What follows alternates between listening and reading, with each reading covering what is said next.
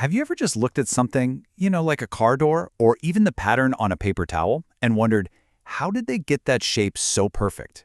Well, behind almost everything we use, there's this incredibly complex process. It's like a high-stakes dance between massive force and delicate materials, and it can go wrong in a heartbeat. Today, we're going to pull back the curtain and dive into the virtual world where these products are made perfect, long before a single piece of metal ever gets bent. So let's just jump right into the big problem. I want you to imagine you're an engineer. You've got this flat sheet of metal and your job is to press it into some intricate 3D shape. Easy, right? Except you're using literally millions of pounds of force. So how in the world do you do that without the material just falling apart? It's a huge, huge challenge in manufacturing. See, in this world, engineers are fighting a few common enemies every single day. You've got wrinkling, where the material just bunches up on itself. Tearing, which is exactly what it sounds like, it just rips apart. Thinning, where it gets stretched so much it becomes weak. Warpage, where it gets all twisted and doesn't hold its shape. And then there's the really tricky one, spring back. That's where the material actually springs back a little after you shape it, throwing off all your precise measurements. If you get any of these wrong, you're talking about wasted material, lost time, and just enormous costs. But what if you could see the future? Seriously, what if you had a tool that could show you every single potential wrinkle or tear or warp before you even started building the expensive machines? Well, that's exactly where the solution is. It's kind of like having a virtual crystal ball for manufacturing. This amazing technology is called finite element modeling, or FEM for short.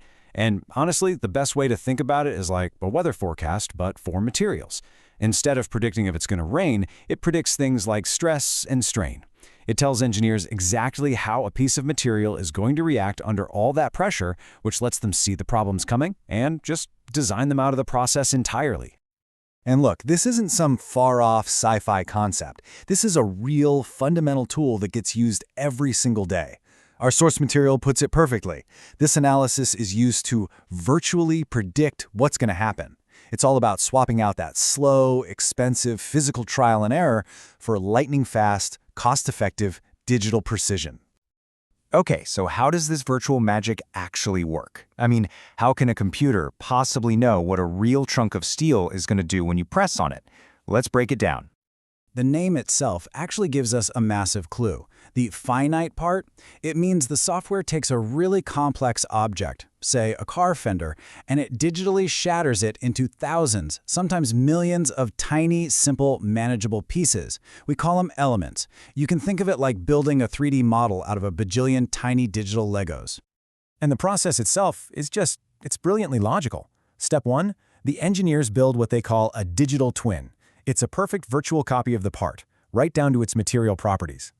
Step 2, they apply virtual forces. They simulate the exact same pressures and stresses of the real-world manufacturing line. And finally, step 3, the software just goes to town, running incredibly complex calculations on every single one of those tiny elements to see how it's going to bend, stretch, or squash. It's this amazing step-by-step digital analysis that gives them that incredible precision. So when you boil it all down, what does this actually let engineers do? Well, about half of its power comes from just predicting those defects we talked about, catching the wrinkles and tears before they happen. Another 30% is all about optimization, finding that perfect temperature or the perfect pressure or speed to get it right on the first try. And the last 20%, that's about gaining a deep, fundamental understanding of the material itself, which is how we push the boundaries of what's even possible. All right, theory is great, but let's talk about where the rubber meets the road. Where is this tech actually making a difference out there in the real world? Because the applications are, they're incredibly diverse, and some are pretty surprising. And this is where it gets kind of wild. I mean, look at the range here. Of course, you've got your heavy-duty sheet metal, where it's predicting wrinkles and that super tricky springback effect. Then you have polymers for things like microelectronics, making sure the material perfectly fills these tiny, intricate molds. It's even used on special magnetic alloys to analyze stress and optimize how they perform. But then, get this, the last one, tissue paper.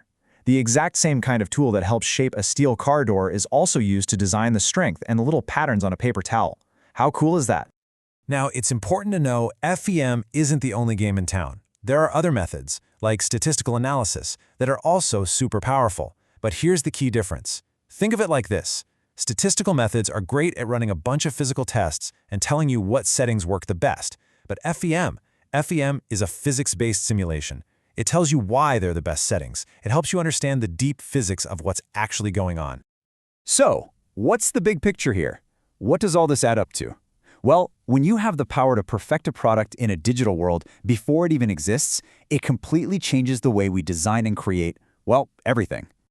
The benefits are just massive. You can innovate way faster because you're not waiting around for weeks to build and test physical prototypes. You waste way less material. Costs go way down. And the final product you hold in your hand, it's more reliable, it's more durable, and its performance is more optimized than ever before. Why? Because all the kinks were worked out before it was even real.